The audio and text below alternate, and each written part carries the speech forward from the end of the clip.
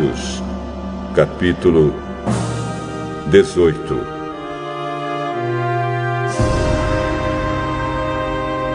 Depois disso, Paulo saiu de Atenas e foi para a cidade de Corinto. Encontrou ali um judeu chamado Áquila, que era da província do Ponto. Fazia pouco tempo que eles tinham chegado da Itália com Priscila, a sua esposa. Eles tinham saído de lá porque o imperador Cláudio havia mandado que todos os judeus fossem embora de Roma. Paulo foi visitá-los e acabou ficando ali para trabalhar com eles, porque a profissão de Paulo e a deles era a mesma, isto é, fazer barracas. E todos os sábados ele falava na sinagoga e procurava convencer os judeus e os não-judeus.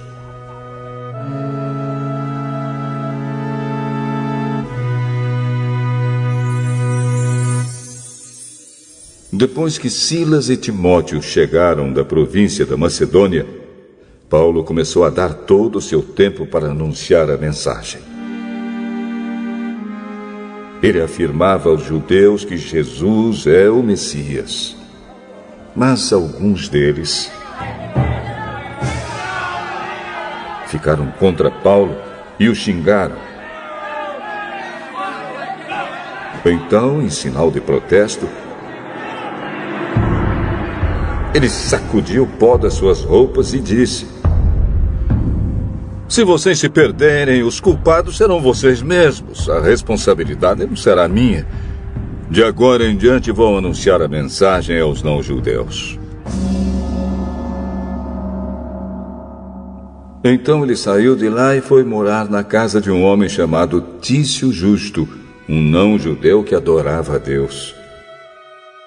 A casa dele ficava ao lado da sinagoga. Crispo, que era o chefe da sinagoga, também creu no Senhor Jesus, e todas as pessoas da sua casa também creram. Muitas pessoas da cidade de Corinto ouviram a mensagem, creram e foram batizadas. Certa noite, Paulo teve uma visão. E nela o Senhor disse: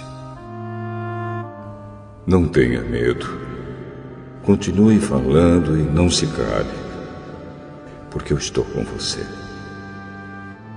Ninguém poderá lhe fazer nenhum mal, pois muitas pessoas desta cidade são minhas." E Paulo ficou ali 1 ano e meio ensinando a palavra de Deus àquela gente. Quando Galho se tornou governador da província da Acaia, os judeus se juntaram contra Paulo. Eles o agarraram, o levaram ao tribunal e disseram ao governador: "Este homem está querendo convencer o povo a adorar a Deus de um modo que é contra a nossa lei." Quando Paulo ia falar, Galho disse aos judeus: "Judeus, se isso fosse alguma falta grave ou um grande crime, seria justo que eu tivesse paciência para escutá-los. Mas como é só uma questão de palavras, de nomes e da própria lei de vocês, resolvam vocês mesmos. Eu não vou ser juiz nesses assuntos." Em seguida, os expulsou do tribunal. Então eles agarraram Sóstenes, o chefe da sinagoga, e o surraram diante do tribunal. Porém, Galho não se importou com isso. Paulo ficou muitos dias com os cristãos em Corinto. Depois se despediu deles e embarcou num navio para a província da Síria, junto com Priscila e o seu marido Áquila. Antes de embarcar em Cencreia, ele rapou a cabeça como sinal de que havia cumprido uma promessa que tinha feito a Deus. Eles chegaram à cidade de Éfeso e Priscila e Áquila ficaram ali. Paulo entrou na sinagoga e falou com os judeus. Então lhe pediram que ficasse com eles mais tempo. Porém, ele não quis. E quando foi embora, disse: eu voltarei, se Deus quiser. Então Paulo embarcou e partiu de Éfeso.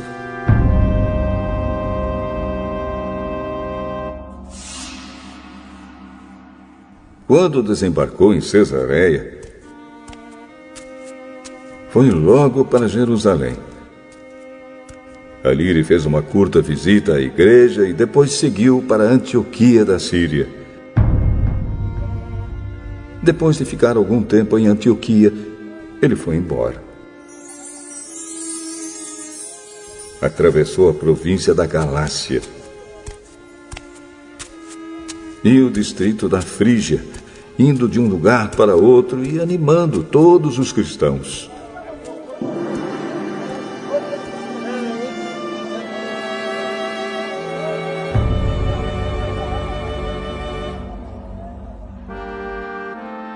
Um judeu chamado Apolo, nascido na cidade de Alexandria, havia chegado a Éfeso. Ele falava muito bem e tinha um conhecimento profundo das Escrituras Sagradas. Era também instruído no caminho do Senhor, falava com grande entusiasmo e o seu ensinamento a respeito de Jesus era correto. Porém, conhecia somente o batismo de João. Ele começou a falar com coragem na sinagoga. Priscila e o seu marido Áquila o ouviram falar. Então o levaram para a casa deles e lhe explicaram melhor o caminho de Deus. Quando Apolo resolveu ir para a província da Acaia, os cristãos de Éfeso o animaram e escreveram cartas para os irmãos de lá, pedindo que o recebessem bem. Chegando lá, ele ajudou muito aqueles que, pela graça de Deus, haviam crido. Pois Apolo, com argumentos fortes, derrotava os judeus nas discussões públicas, provando pelas Escrituras Sagradas que Jesus é o Messias.